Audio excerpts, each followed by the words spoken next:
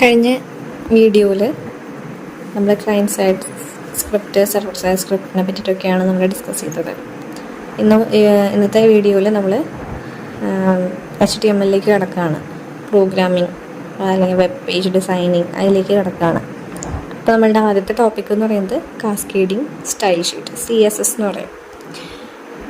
Cascading style sheets എന്ന് പറയുന്നത് ഒരു സ്റ്റൈലിംഗ് ലാംഗ്വേജ് ആണ്. ഇപ്പോൾ ഒരു വെബ് പേജിൽ നമുക്ക് എലമെൻറ്റ്സിനെ കളർ ചെയ്യുക, അലൈൻ ചെയ്യുക, സ്റ്റൈൽ ചെയ്യുക, ഇതിനൊക്കെ വേണ്ടിയിട്ട് നമ്മൾ യൂസ് ചെയ്യുന്നൊരു ലാംഗ്വേജാണ്, ഒരു സ്റ്റൈൽ ഷീറ്റ് ലാംഗ്വേജാണ് കാസ്കേഡിങ് സ്റ്റൈൽ ഷീറ്റ്, CSS എന്ന് പറയുന്നത്.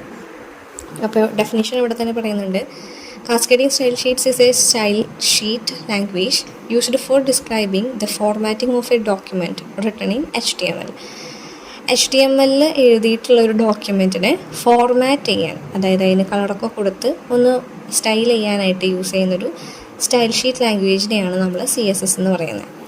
Using CSS we can control the color of the text, the style of font, the spacing between paragraphs, how columns are sized and laid out, borders and its colors, what background images or colors used, as well as a variety of other effects in a web page. അതായത് CSS use ചെയ്തുകൊണ്ട് നമുക്ക് എന്ത് ചെയ്യാൻ പറ്റും, ഒരു ടെക്സ്റ്റിൻ്റെ colour change ചെയ്യാൻ പറ്റും. അതുപോലെ തന്നെ ഫോണ്ടുകളുടെ സ്റ്റൈൽസ് സെറ്റ് ചെയ്യാനായിട്ട് പറ്റും.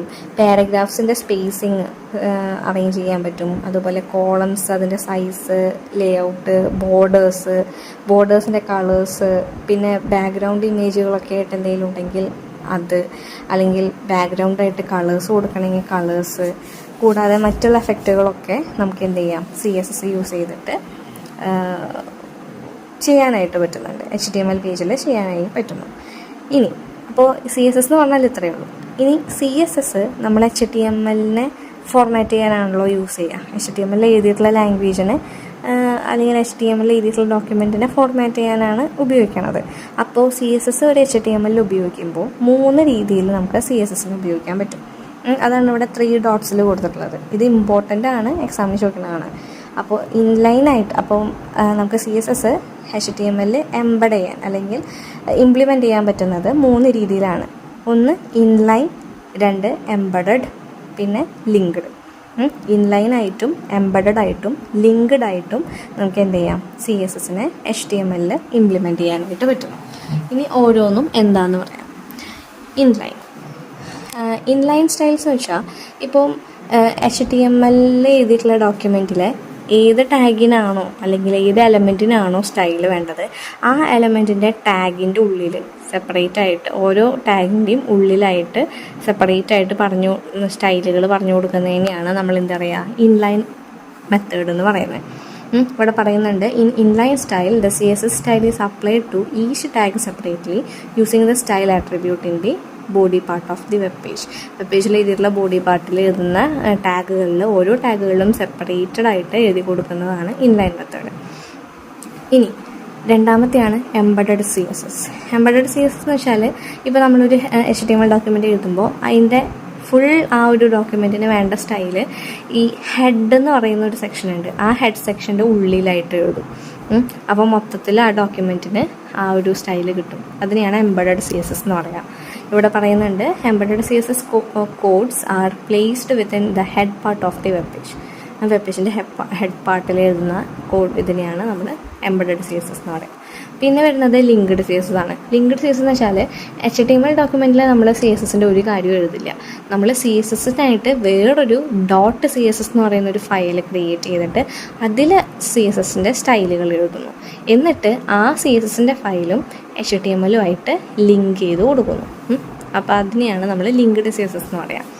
ഇവിടെ പറയുന്നുണ്ട്, linked CSS implementation is done using an external file with the file extension .CSS that contains only CSS code and is linked with the web page. അപ്പോൾ ഇത് ഇമ്പോർട്ടൻ്റ് ആണ്.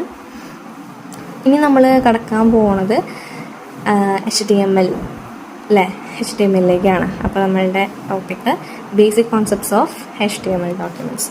അപ്പോൾ HTML ഡോക്യുമെൻ്റ് എന്ന് നമ്മൾ CSS പറഞ്ഞു. എന്താണ് ഈ HTML ഡോക്യുമെൻ്റ്? ഇപ്പോൾ നമുക്കറിയാം, വെബ് പേജുകൾ നമ്മൾ ഇൻ്റർനെറ്റിലൂടെ കാണുന്ന പേജുകളെയൊക്കെയാണ് നമ്മൾ ഈ വെബ് പേജസ് എന്ന് പറയുന്നത്. അപ്പോൾ ഈ വെബ് പേജസ് ഒക്കെ ക്രിയേറ്റ് ചെയ്യുന്ന ഒരു ലാംഗ്വേജാണ് ഈ HTML എന്ന് പറയുന്നത്. Most widely used language to write web pages create ചെയ്യാനായിട്ട് യൂസ് ചെയ്യുന്ന ലാംഗ്വേജാണ് HTML. ഇനി ഈ HTML ഫയൽ ക്രിയേറ്റ് ചെയ്യുമ്പോൾ അതൊരു പ്ലെയിൻ ടെക്സ്റ്റാണ്. അതിൽ കുറേ കമാൻഡുകളുണ്ട്, ടാഗുകളുണ്ട്, ആട്രിബ്യൂട്ടുകളുണ്ട്. അപ്പോൾ ഇതൊക്കെ ഇൻക്ലൂഡ് ചെയ്ത് എഴുതുന്നതാണ് ഒരു HTML എന്ന് പറയുന്നത്. അതുപോലെ ഒരു HTML ടാഗുകൾ അതിന് ഒരു പ്രത്യേക പ്രാധാന്യമുള്ള കാര്യമാണ്. HTML ടാഗുകൾ ഉണ്ടായിരിക്കും. അതുപോലെ ഓരോ ടാഗിനും അതത് ആട്രിബ്യൂട്ടുകൾ ഉണ്ടായിരിക്കും. അതിനനുസരിച്ച് നമ്മൾ കോഡ് എഴുതുന്നു. അതുപോലെ എല്ലാം അതിൻ്റെ HTML ടാഗുകളും എല്ലാ കാര്യങ്ങളും ഒക്കെ ഇൻക്ലൂഡഡ് ആയിട്ടുള്ള ആ ഒരു വലിയൊരു ഫയലിനെയാണ് നമ്മളെന്താ പറയുക HTML ഡോക്യുമെൻറ്റ് എന്ന് പറയുന്നത്. ആ ഒരു HTML ഡോക്യുമെൻറ്റിൽ ടാഗുകൾ, ആട്രിബ്യൂട്ടുകൾ, കണ്ടൻറ്റ് അങ്ങനെ എല്ലാ കാര്യങ്ങളും ഇൻക്ലൂഡഡ് ആയിരിക്കും.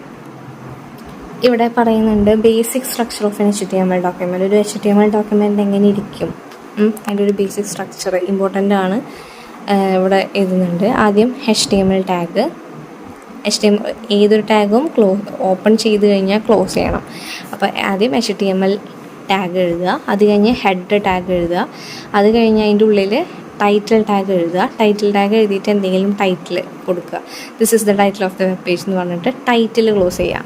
അത് കഴിഞ്ഞ് ഹെഡ് ക്ലോസ് ചെയ്യുക. പിന്നെ ബോഡി ഓപ്പൺ ചെയ്യുക. എന്നിട്ട് ബോഡിയിൽ എന്തെങ്കിലും എഴുതുക, hello welcome to the world of the web pages. അത് കഴിഞ്ഞ് ബോഡി ക്ലോസ് ചെയ്യുക, ലാസ്റ്റ് HTML ക്ലോസ് ചെയ്യുക. ഇങ്ങനെയാണ് ഒരു സിമ്പിൾ HTML ഡോക്യുമെൻറ്റിൻ്റെ സ്ട്രക്ചർ ഉണ്ടായിരിക്കുക.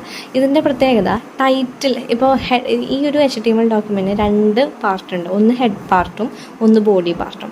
ഹെഡ് പാർട്ട് എന്ന് പറയുന്നത് നമുക്ക് CSS കൊടുക്കാനും അതുപോലെ ടൈറ്റിലൊക്കെ മെൻഷൻ ചെയ്യാനൊക്കെ വേണ്ടിയിട്ടാണ് ഹെഡ് സെക്ഷൻ നമ്മൾ യൂസ് ചെയ്യുക. ഇപ്പോൾ ടൈറ്റിൽ എന്ന് പറഞ്ഞിട്ട് എഴുതിയിരിക്കുന്ന this is the title of the web page എന്ന് പറയുന്നത് എന്താ, നമ്മൾ ഓപ്പൺ ചെയ്യുന്ന വെബ് പേജിൻ്റെ ഏറ്റവും ടൈറ്റിൽ ബാറിലായിട്ട് വരും. അത് വരാനായിട്ടാണ് ടൈറ്റിലിൽ നമ്മൾ ആ ഒരു കണ്ടൻറ്റ് കൊടുക്കണേ. ഇനി ബോഡി ടാഗിൻ്റെ ഉള്ളിൽ നമ്മൾ എന്തൊക്കെ എഴുതുന്നോ അതൊക്കെ വെബ് പേജിൽ നമുക്ക് കാണാനായിട്ട് പറ്റും. This is hello welcome to the world of web pages എന്ന് പറഞ്ഞിട്ടുണ്ടെങ്കിൽ അത് നമ്മളുടെ വെബ് പേജിൽ നമുക്ക് കാണാനായിട്ട് സാധിക്കും. അപ്പോൾ എന്തൊക്കെ നമുക്ക് ഒരു വെബ് പേജിൽ ഡിസ്പ്ലേ ചെയ്യണമോ അതൊക്കെ നമ്മൾ എവിടെയാണ് കൊടുക്കേണ്ടത്, ബോഡിയിലാണ് കൊടുക്കേണ്ടത്. ബോഡി ടാഗ് ഓപ്പൺ ചെയ്ത് ക്ലോസ് ചെയ്യുന്നതിൻ്റെ ഉള്ളിലായിരിക്കണം നമ്മൾ വെബ് പേജിൽ വരേണ്ട കണ്ടൻറ്റുകളൊക്കെ എഴുതേണ്ടത്. അപ്പോൾ ഇവിടെ താഴെയായിട്ട് പറയുന്നത് HTML എന്താണ്, ഹെഡ് എന്താണ്, ടൈറ്റിൽ എന്താണ്, ബോഡി എന്താണെന്നൊക്കെ വെറുതെ ജസ്റ്റ് ഒരു പാരഗ്രാഫ് പോലെ പറയുന്നുണ്ട്. അപ്പോൾ ഒന്നുകൂടെ ജസ്റ്റ് പറഞ്ഞു വിടാം. HTML ടാഗ് യൂസ് ചെയ്യുന്നത് HTML ഡോക്യുമെൻറ്റിൻ്റെ ബിഗിൻ സ്റ്റാർട്ടും എൻഡും പറയാൻ വേണ്ടിയിട്ടാണ്. HTML ക്ലോസും അതുപോലെ ഓപ്പണൊക്കെ ഉള്ളത്. പിന്നെ ഹെഡ് യൂസ് ചെയ്യുന്നത് ഹെഡ് സെക്ഷൻ ഡിഫൈൻ ചെയ്യാനാണ്. അതുപോലെ നമ്മുടെ ഡോക്യുമെൻറ്റിൻ്റെ ഇൻഫോർമേഷൻസൊക്കെ ഈ ഹെഡ് സെക്ഷനിലാണ് നമ്മൾ എഴുതാറ്.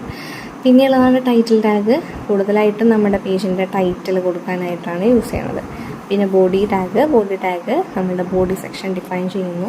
എന്ത് കണ്ടൻറ്റാണോ വെബ് പേജിൽ ഡിസ്പ്ലേ ചെയ്യേണ്ടത് ആ കണ്ടൻറ്റ് ബോഡി ടാഗിൻ്റെ ഉള്ളിലാണ് എഴുതുക. നെക്സ്റ്റ് ആണ് ടാഗ്സ് ഇൻ HTML ഡോക്യുമെൻറ്റ്. ഈ ടാഗുകൾ എന്ന് നമ്മൾ പറഞ്ഞല്ലോ, ഈ HTML എന്നൊക്കെ പറഞ്ഞിട്ട് ആംഗിൾ ബ്രാക്കറ്റിൽ എഴുതുന്ന ഇതിനെയാണ് നമ്മൾ ഈ ടാഗ് എന്ന് പറയാം.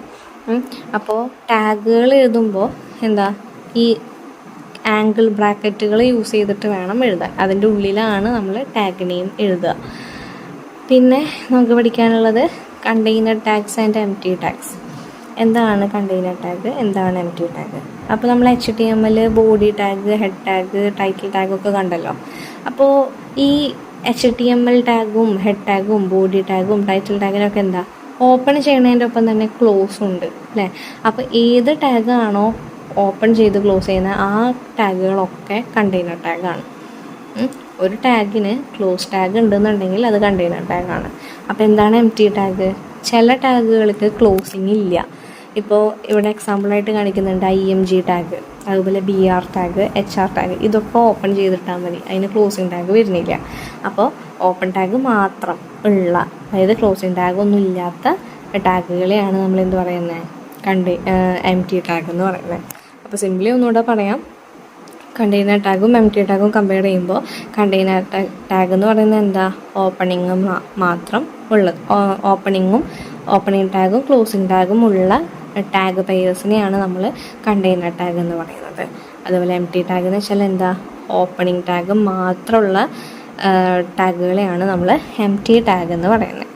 അപ്പോൾ എക്സാമ്പിളായിട്ട് പറയുമ്പോൾ കണ്ടെയ്നർ ടാഗുകളാണ് HTML, അതുപോലെ ഹെഡ്, ടൈറ്റിൽ, ബോഡി ഒക്കെ എന്താണ് കണ്ടെയ്നർ ടാഗുകളാണ്. അവർക്കൊക്കെ എന്തുണ്ട്, ക്ലോസിങ് ടാഗ് ഉണ്ട്. ഇനി എം ടി ടാഗ് പറയുമ്പോൾ എം ടി ടാഗായിട്ട് പറയുന്നത് IMG, BR, HR ഒക്കെയാണ്. ഇവർക്ക് ക്ലോസിങ് ടാഗ് ഇല്ല. അപ്പോൾ ഇതാണ് container tags and M T tag എന്ന് പറയുന്ന ഭാഗം. ഇനി നെക്സ്റ്റ് ആണ് ആട്രിബ്യൂട്ട്സ് ഓഫ് ദി ടാഗ്സ്. എന്താണ് ആട്രിബ്യൂട്ട്സ്? ഇപ്പോൾ നമ്മൾ ഓരോ ടാഗുകൾ പഠിച്ചല്ലോ. അപ്പോൾ ഓരോ ടാഗുകൾക്കും എക്സ്റ്റേണൽ അല്ലെങ്കിൽ അഡീഷണൽ ഇൻഫോർമേഷൻസ് കൊടുക്കേണ്ടി വരും. ഇപ്പോൾ ഒരു എക്സാമ്പിൾ പറയുകയാണെങ്കിൽ ബോഡി ടാഗ് എടുക്കുക. ബോഡി ടാഗ് എന്തിനു വേണ്ടിയിട്ടാണ്? വെബ് പേജിൽ കൊടുക്കേണ്ട കണ്ടൻറ്റുകൾ പറയാൻ വേണ്ടിയിട്ട്. അപ്പോൾ ആ ബോഡി ടാഗിൽ നമ്മൾ എന്തൊക്കെ കാര്യങ്ങൾ, ഇപ്പോൾ ബാക്ക്ഗ്രൗണ്ട് കളർ ചേഞ്ച് ചെയ്യണം, അതുപോലെ തന്നെ എന്തെങ്കിലും ഫോണ്ട് ചേഞ്ച് ചെയ്യണം, അങ്ങനെയൊക്കെ പറയാനൊക്കെ വേണ്ടിയിട്ട്, അതായത് ഒരു ടാഗിന് എക്സ്റ്റേണൽ ഇൻഫോർമേഷൻ അല്ലെങ്കിൽ അഡീഷണൽ ഇൻഫോർമേഷൻസ് കൊടുക്കാനാണ് ആട്രിബ്യൂട്ട് യൂസ് ചെയ്യുക. ഇവിടെ എക്സാമ്പിൾ പറയുന്നുണ്ട്, body BG colour equal to yellow അല്ലേ. വെറുതെ ബോഡി ടാഗ് എഴുതുന്നതിന് പകരം ബോഡി ടാഗിൻ്റെ ഉള്ളിൽ തന്നെ BG colour equal to yellow എന്ന് എഴുതി കഴിഞ്ഞാൽ എന്താ അവിടെ അർത്ഥമാക്കണേ? ബോഡി ടാഗിൽ എഴുതുന്ന എല്ലാ കണ്ടൻറ്റിൻ്റെയും ബാക്ക്ഗ്രൗണ്ട് എന്തായിരിക്കണം? യെല്ലോ ആയിരിക്കണം. അതൊരു അഡീഷണലായിട്ട് നമ്മൾ കൊടുത്തിട്ടുള്ള ഒരു ഇൻഫോർമേഷൻ അല്ലേ. അപ്പോൾ ഇങ്ങനെ കൊടുക്കാൻ വേണ്ടിയിട്ടൊക്കെ യൂസ് ചെയ്യുന്നതാണ് ആട്രിബ്യൂട്ട്. ഈ ഒരു ഇതിൽ BG കളർ എന്ന് പറയുന്നതാണ് ആട്രിബ്യൂട്ട്, യെല്ലോ എന്ന് പറയുന്നത് ആ ആട്രിബ്യൂട്ടിൻ്റെ വാല്യൂ ആണ്. അപ്പോൾ ഇതാണ് ആട്രിബ്യൂട്ട്. അങ്ങനെ ഏതൊരു ടാഗിനും ആട്രിബ്യൂട്ടുകളുണ്ട്. നമുക്ക് ആവശ്യാനുസരണം നമുക്ക് എങ്ങനെയൊക്കെ ഉപയോഗിക്കണം എന്നുള്ള രീതിക്ക് നമുക്ക് ഓരോ ആട്രിബ്യൂട്ടുകൾ ഉപയോഗിക്കാവുന്നതാണ്. ഇനി നെക്സ്റ്റ് ആണ് HTML എലമെൻറ്റ്സ്. വേറെ ഒന്നുമില്ല, HTML എലമെൻറ്റ്സ് ആയിട്ട് പഠിക്കാനുള്ളത് നമ്മളുടെ HTML ടാഗുകൾ തന്നെയാണ്. ഇവിടെ പറയുന്നുണ്ട് HTML ഹെഡ്, ടൈറ്റിൽ, ബോഡി ഒക്കെയാണ് നമ്മളുടെ ഈ HTML എലമെൻറ്റ്സ് ആയിട്ട് പറയുന്നത്. ഇവിടെ ഡെഫിനിഷൻ കൊടുത്തിട്ടുണ്ട്, A pair of tags and the content enclosed between these tags R known as an HTML. അതായത് നമ്മളുടെ എല്ലാ HTML ടാഗ് പെയേഴ്സിൻ്റെ ഉള്ളിൽ എഴുതുന്ന കണ്ടൻറ്റുകൾ ആണ് നമ്മൾ എന്ത് പറയുന്നത്? എലമെൻറ്റ്സ്, HTML എലമെൻറ്റ്സ് എന്ന് പറയുന്നത്. ഇനി next creating an HTML document. Just അറിഞ്ഞിരുന്നാൽ മതി ഒരു HTML ഡോക്യുമെൻറ്റ് ക്രിയേറ്റ് ചെയ്യുന്നത് എങ്ങനെയാണ്. അതായത് ഇപ്പോൾ നമ്മളൊരു നോട്ട് പാഡിലായിരിക്കും നമ്മൾ ഒരു വെബ് പേജ് ക്രിയേറ്റ് ചെയ്യാനുള്ള HTML കോഡ് എഴുതുക. ആ ഒരു HTML കോഡ് എഴുതി കഴിഞ്ഞിട്ട് അതിനെ .html അല്ലെങ്കിൽ .htm എന്ന് പറയുന്ന ഫയൽ എക്സ്റ്റൻഷനോട് കൂടി സേവ് ചെയ്ത് കഴിഞ്ഞാൽ അതൊരു HTML ഫയലായിട്ടായിരിക്കും കൺസിഡർ ചെയ്യുക. അതിന് നമ്മൾ റൺ ചെയ്ത് കഴിഞ്ഞാൽ നമുക്കൊരു വെബ് പേജ് കാണാനായിട്ട് പറ്റും. ഔട്ട്പുട്ടായിട്ട് നമുക്ക് ആ വെബ് പേജ് കാണാനായിട്ട് പറ്റും. അപ്പോൾ ഇന്നത്തെ വീഡിയോ മനസ്സിലായെന്ന് വിചാരിക്കുന്നു. എന്തെങ്കിലും ഡൗട്ട് ഉണ്ടെങ്കിൽ കമൻറ്റ് സെക്ഷനിൽ വരിക. ഡൗട്ടുകൾ എന്താണെന്ന് വെച്ചിട്ടുണ്ടെങ്കിൽ നമുക്ക് ക്ലിയർ ചെയ്യാം. അപ്പോൾ ചാനൽ സബ്സ്ക്രൈബ് ചെയ്യുക, ലൈക്ക് ചെയ്യുക, ഷെയർ ചെയ്യുക. ഇനി അടുത്ത വീഡിയോയിൽ നമുക്ക് അടുത്ത ഭാഗങ്ങൾ ഡിസ്കസ് ചെയ്യാം.